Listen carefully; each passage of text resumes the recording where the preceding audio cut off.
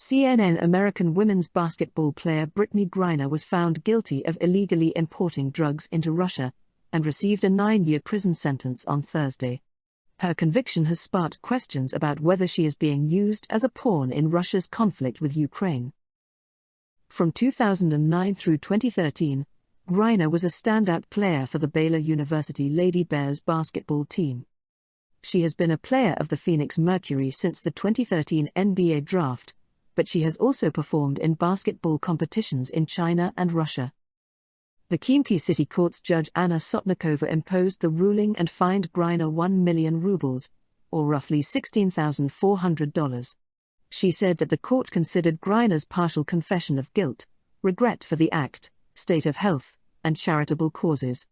She should have received a 9.5-year prison term, according to the government.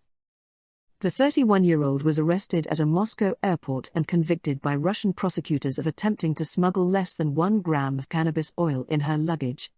The verdict was reached around 6 months later. The two-time U.S. Olympic basketball gold champion confessed to using drugs last month and claimed that while rushing, she unknowingly packed the drugs. In an emotional speech before the verdict, Griner publicly apologized to the jury and asked for forgiveness. Griner declared, "I never intended to hurt anyone, damage the Russian people, or defy any state's rules. I made a serious mistake, and I really hope that your decision won't put an end to my existence here. Although I am conscious that politics and political pawns are always brought up, I sincerely hope they have no place in this courtroom.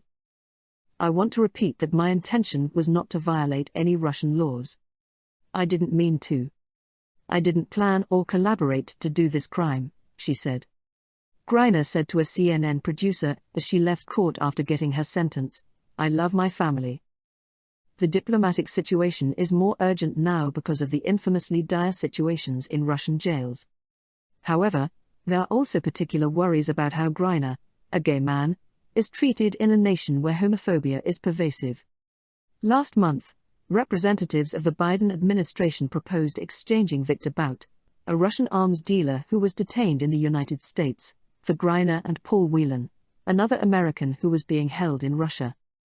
Griner supporters are still hopeful that President Joe Biden would set up a prisoner swap, just as he did with another Texan earlier this year, ex-Marine Trevor Reed.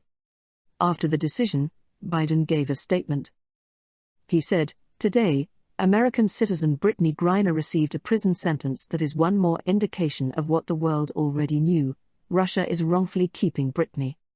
It's unacceptable, and I demand that Russia liberate her as soon as can so she may be with her wife, family, friends, and teammates. The Whelans will be brought home as soon as possible in safety, and my administration will be working hard to make that happen."